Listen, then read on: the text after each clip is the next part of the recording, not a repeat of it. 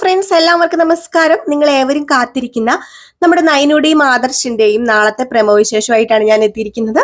ആരെങ്കിലും ആദ്യമായിട്ട് നമ്മുടെ ചാനൽ കാണുന്നുണ്ടെങ്കിൽ ഒന്ന് സബ്സ്ക്രൈബ് ചെയ്ത് വെക്കണം കേട്ടോ. അതിനോടൊപ്പം മാക്സിമം എല്ലാവരും നമ്മുടെ വീഡിയോ ഇഷ്ടപ്പെടുകയാണെങ്കിൽ ലാസ്റ്റ് നിങ്ങൾ വീഡിയോ കണ്ടതിന് ശേഷം ഒരു ലൈക്ക് അടിച്ചിട്ട് ഇറങ്ങി പോകാവുള്ളേ. ഇനിയിപ്പം ആ സമയത്ത് മറന്നു പോകുന്നവരാണെങ്കിൽ ഇപ്പൊ തന്നെ ഒരു ലൈക്ക് അടിച്ചേക്കണേ.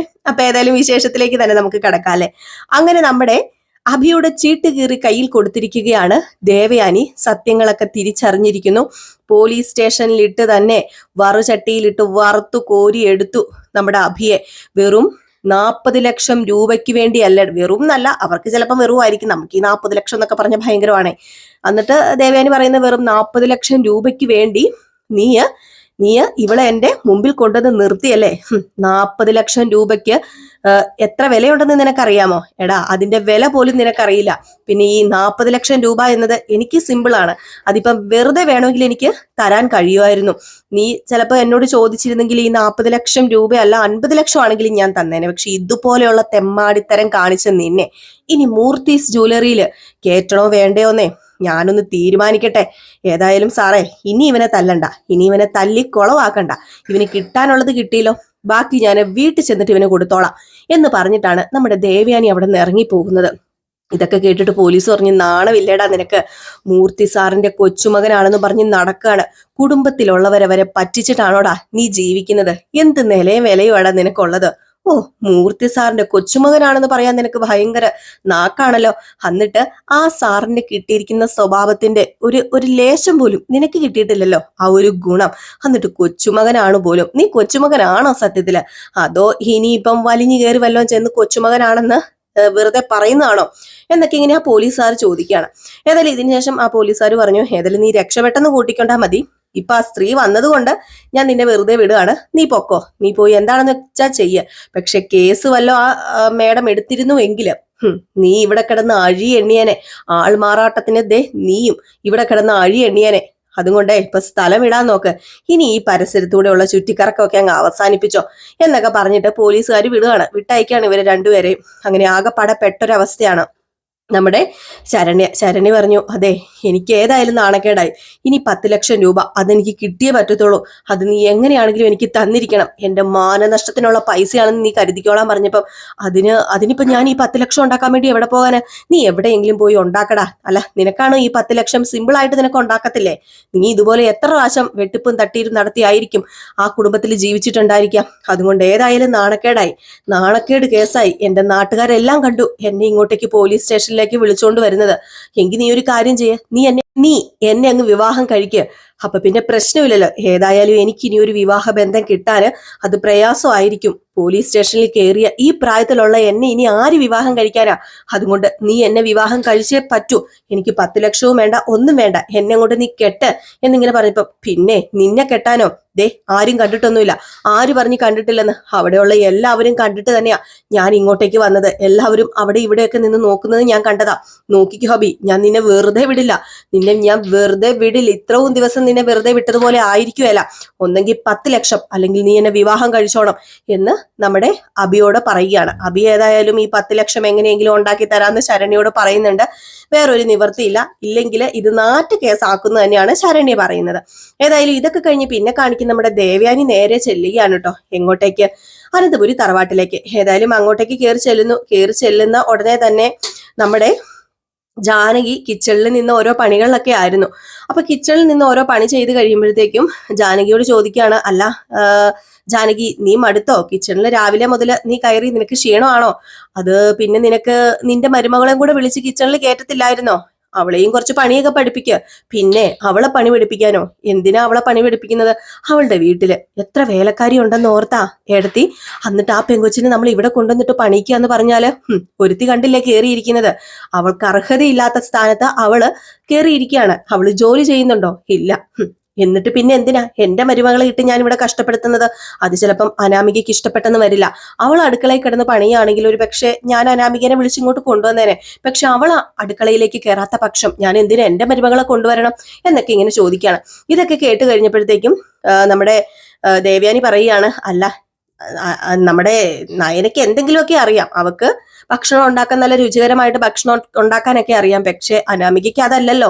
അവളെയും പഠിപ്പിച്ചൊക്കെ കൊടുക്കണ്ടേന്ന് പറഞ്ഞപ്പം പഠിപ്പിച്ചു കൊടുക്കാം, ഞാൻ അടുക്കളയിലൊക്കെ കയറ്റിക്കോളാം, എങ്കിലും ഇപ്പൊ അവളുടെ കാര്യം കഷ്ടത്തിൽ തന്നെയാ. അറിയാലോ അനിയുടെ സ്വഭാവം. അവനാണെങ്കിൽ ഇപ്പം ഒരു സ്വൈര്യവും കൊടുക്കുന്നില്ല ആ പെങ്കൊച്ചിന്. പിന്നെ ഒരു കാര്യമുണ്ട്, ഇന്ന് അവൾ എഴുന്നള്ളി ഇങ്ങോട്ടേക്ക് വന്നായിരുന്നു, ആ മറ്റവള് മൊട്ടച്ചി. അപ്പൊ അതിനിടയ്ക്ക് നമ്മുടെ നന്ദു അങ്ങോട്ടേക്ക് വന്നായിരുന്നു കേട്ടോ. അപ്പൊ നന്ദു എന്തോ ആവശ്യത്തിന് വേണ്ടി ഇങ്ങോട്ടേക്ക് വരികയും നവ്യനെയും നയനെയും കാണുകയൊക്കെ ചെയ്തായിരുന്നു. അപ്പൊ അങ്ങനെ കുറച്ച് ഭാഗങ്ങളും കൂടെ കാണിക്കുന്നുണ്ട്.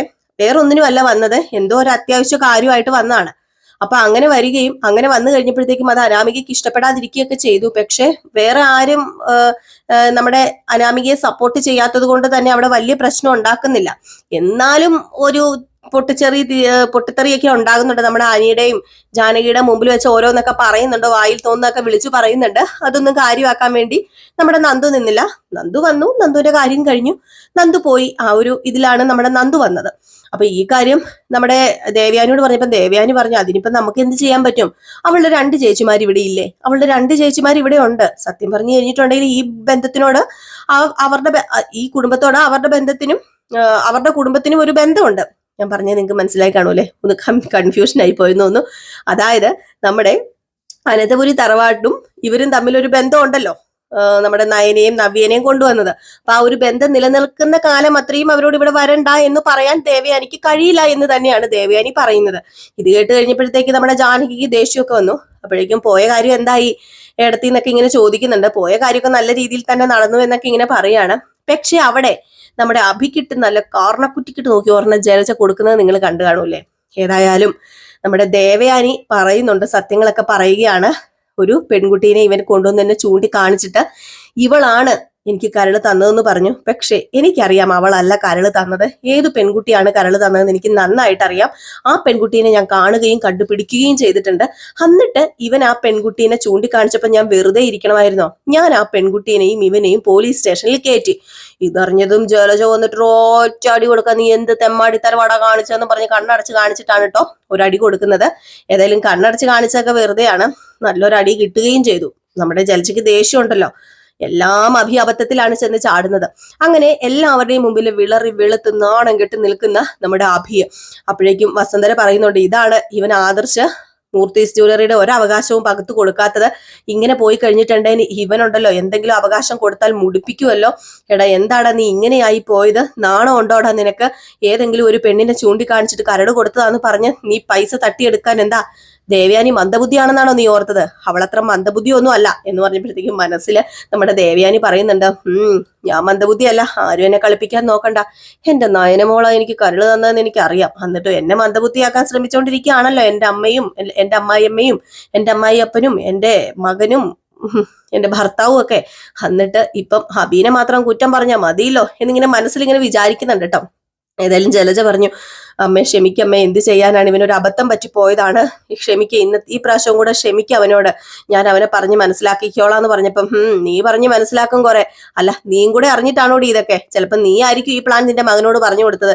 ഇവൻ വഷളാകുന്നതിന് ഒറ്റ കാരണം നീ തന്നെയാടി. നീ വളം വെച്ച് കൊടുത്തിട്ടാണ് ഇവൻ ഇതുപോലെ വഷളായത്. എടി സ്വന്തം മകനാണെങ്കിലും തെറ്റ് കണ്ടാൽ തെറ്റാന്ന് പറഞ്ഞു പഠിപ്പിക്കണമായിരുന്നു ചെറുപ്പത്തിലെ. നീ അങ്ങനെയല്ല പറഞ്ഞു കൊടുത്തിട്ടുള്ളത്. അവൻ തെറ്റ് ചെയ്ത് അവന്റെ കൂടെ കൂട്ടു നിൽക്കും, നീയോ അതിനപ്പുറം തെറ്റ് ചെയ്ത് കാണിച്ചു കൊടുക്കും. അപ്പൊ നിന്റെ മകൻ ഇതല്ല, ചിലപ്പോൾ ഇതിനപ്പുറം സംഭവിച്ചെന്നൊക്കെ ഇരിക്കുമെന്നൊക്കെ പറയുകയാണ്. ഏതായാലും അഭി അവിടെ നിന്ന് ദേഷ്യപ്പെട്ട് നേരെ റൂമിലേക്ക് ചെന്നപ്പോഴത്തേക്കും ജലജയും പുറകെ പോയിട്ട് എന്താണ് സംഭവിച്ചതെന്ന് ചോദിക്കുകയാണ്. അപ്പോഴേക്കും നമ്മുടെ അഭി കാര്യങ്ങളൊക്കെ പറയാണ് കേട്ടോ. അഭി പറഞ്ഞു, ഇങ്ങനെയായിരുന്നു സംഭവം, എന്ത് ചെയ്യാനാണെന്ന് എനിക്കറിയില്ല. ഞങ്ങൾ ബാങ്കിൽ പോയി ചെക്ക് മാറാൻ തുടങ്ങിയപ്പോഴാണ് അക്കൗണ്ടിലൊന്നും ഇല്ലെന്ന് അറിഞ്ഞത്. അപ്പം എല്ലാം കരുതി കൂട്ടി ആയിരുന്നല്ലേ? അവള് നിന്നെ ട്രാപ്പിലാക്കാൻ നോക്കിയത് തന്നെയാണല്ലേ എന്ന് ചോദിക്കുമ്പം അതെ, അമ്മായി ട്രാപ്പിലാക്കാൻ നോക്കിയത് തന്നെയാ. വേണമെങ്കിൽ അമ്മായിക്ക് അവിടെ വെച്ച് എനിക്ക് 2 തല്ല് തരായിരുന്നു. പക്ഷെ അതൊന്നുമല്ല, പോലീസിനെ കൊണ്ട് എന്നെ പിടിപ്പിച്ചു. ഈ പക ഞാൻ ഒരിക്കലും എന്റെ മനസ്സിൽ നിന്നും മാറില്ലമ്മേ. എന്റെ മനസ്സ് തിളച്ചുകൊണ്ടിരിക്കുക. എല്ലാവരുടെയും മുമ്പിൽ ഞാൻ വിളറി നാണം കെട്ടു. ഇപ്പൊ അവക്ക് 10 ലക്ഷം രൂപ കൊടുക്കേണ്ട ഒരു ഇത് വന്നിരിക്കുക. അല്ലെങ്കിൽ ഇനി അവൾ എന്തൊക്കെ പൂയിലുണ്ടാക്കും എനിക്ക് അറിയില്ല എന്നൊക്കെ പറയാം. ഈ സമയം നമ്മുടെ ദേവയാനിയെ കാണാൻ വേണ്ടി നയന വരികയാണ്. അപ്പൊ നയന പതിയെ ചോദിക്കുന്നുണ്ട് കേട്ടോ, അല്ല അമ്മ പോയിട്ട്, അല്ല അമ്മ പറഞ്ഞല്ലോ അമ്മ ആരെയോ കണ്ടെന്നോ, അമ്മ ആരെയോ കണ്ടുപിടിച്ചെന്നോ, അമ്മയ്ക്ക് കരള് തന്ന ആരാണെന്നൊക്കെ അറിയാന്ന്, അത് സത്യമാണോ അമ്മേ എന്ന് ചോദിച്ചപ്പം അതെ സത്യമാണ്, അത് പച്ച പരമാർത്ഥമാണ്. എന്റെ പൊന്നു നയനെ, ഞാൻ കണ്ടുപിടിച്ച് കഴിഞ്ഞു. എനിക്ക് കരള് തന്ന പെൺകുട്ടി ആരാണെന്ന് കണ്ടുപിടിച്ച് കഴിയുകയും ചെയ്തു. അതുപോലെ തന്നെ അവൾക്ക് വേണ്ട സഹായമെല്ലാം ഞാൻ ഇനി ചെയ്യുകയും ചെയ്യും. കാരണം വേറൊന്നുമല്ല, അവളെ നല്ലൊരു പെൺകുട്ടിയാ. എനിക്ക് കരള് തരാൻ കാണിച്ച ആ ഒരു മനസ്സുണ്ടല്ലോ, അതിന് ഞാൻ ഇതിൽ കൂടുതൽ എന്താ ചെയ്യേണ്ടത്? അവക്ക് ചിലപ്പം പൈസയോ പണമോ പെരുമയും പ്രസക്തിയൊന്നും വേണ്ടായിരിക്കാം. പക്ഷെ അവക്ക് ഞാൻ വേണ്ടത് നൽകും. അവൾ എന്നെ സ്നേഹം കൊണ്ടല്ല, എനിക്ക് അവളുടെ ജീവൻ പകുത്തു തന്നാണ് എന്നെ സ്നേഹിച്ചത്. അപ്പൊ പിന്നെ ഞാൻ അവളെ സ്നേഹിക്കുകയല്ലേ ചെയ്യേണ്ടത്? സത്യം പറഞ്ഞാൽ നിന്നെ അല്ല, ഞാൻ എന്റെ മരുമകളെ അല്ല സ്നേഹിക്കുന്നത്. എനിക്ക് കരള് പകുത്തു തരാൻ പോകുന്ന പകുത്തു തന്ന ആ പെൺകുട്ടീനെയാ സ്നേഹിച്ചു തുടങ്ങാൻ പോകുന്നത് എന്നൊക്കെ ഇങ്ങനെ പറയുന്നുണ്ട് കേട്ടോ. ഏതായാലും ദേവയാനി അല്ല, നയനെ പെട്ടെന്ന് ഞെട്ടിയിരിക്കുകയാണ്. ഇനിയിപ്പോ അത് ആരാണ് എന്താണ് എന്നൊന്നും അറിയില്ലല്ലോ. ഇനിയിപ്പം കണ്ടുപിടിച്ചോ എന്നൊന്നും ഒരു വ്യക്തതയും ഇല്ലാത്തൊരു ആകപ്പാടെ പെട്ടിരിക്കുന്ന ഒരു അവസ്ഥയാണ് കേട്ടോ നമ്മുടെ നയനി. അപ്പൊ ഇതൊക്കെ കോർത്തിണക്കിക്കൊണ്ട് ഒരു അടിപൊളി വിശേഷമാണ് നമ്മൾ നാളെ കാണാൻ പോകുന്നത്. അപ്പൊ ആരും മിസ് ചെയ്ത് കളയല്ലേ. നാളെ രാവിലെ കറക്റ്റ് 7:30 നമ്മൾ വിശേഷവുമായിട്ട് വരുന്നതായിരിക്കും. അതുപോലെ നമ്മുടെ രേവതിയുടെയും സച്ചിയുടെയും നാളത്തെ പ്രമോ വിശേഷം നമ്മൾ ഇതിനു മുമ്പ് ഇട്ടിട്ടുണ്ട്. ആരെങ്കിലും കയറി കണ്ടിട്ടില്ലെങ്കിൽ കയറി കാണുക. പിന്നെ ഇതിന്റെ ഇടയ്ക്ക് ഞാൻ ഒരു പ്രാവശ്യം ചീഫ് സെക്രട്ടറി എന്നങ്ങാണ്ട് പറഞ്ഞു കേട്ടോ. 1-2 തവണ പറഞ്ഞിട്ടുണ്ട് നമ്മുടെ നയനയെ ചീഫ് സെക്രട്ടറി ആയിട്ട്, അതായത് ഡിസൈനർ ആയിട്ട് നമ്മുടെ നയനയെ എടുക്കുന്നുണ്ട്. അതായത് എടുത്തു കഴിഞ്ഞല്ലോ നമ്മുടെ മൂർത്തീസ് ജ്വല്ലറിയിലെ ഡിസൈനറായിട്ട്, അതായത് ചീഫ് ഡിസൈനറാണ്. ഞാൻ ഇടയ്ക്ക് ചീഫ് സെക്രട്ടറി എന്ന് പറയുന്ന പോലെയൊക്കെ തോന്നി. അപ്പൊ അങ്ങനെ ആരോ കമന്റ് വിട്ടിട്ടുണ്ട് കേട്ടോ. അപ്പൊ സോറി, എന്റെ ഭാഗത്തെ തെറ്റാണ്, എന്റെ നാവിൽ നിന്ന് വന്ന പിഴവാണ്. അപ്പൊ ഞാൻ എല്ലാവരോടും ക്ഷമ ചോദിച്ചോളുന്നു കേട്ടോ. അപ്പൊ എല്ലാവർക്കും വീണ്ടും നല്ലൊരു ശുഭരാത്രിയൊക്കെ നേർന്നുകൊണ്ട് നിർത്തുന്നു. Tata, bye bye.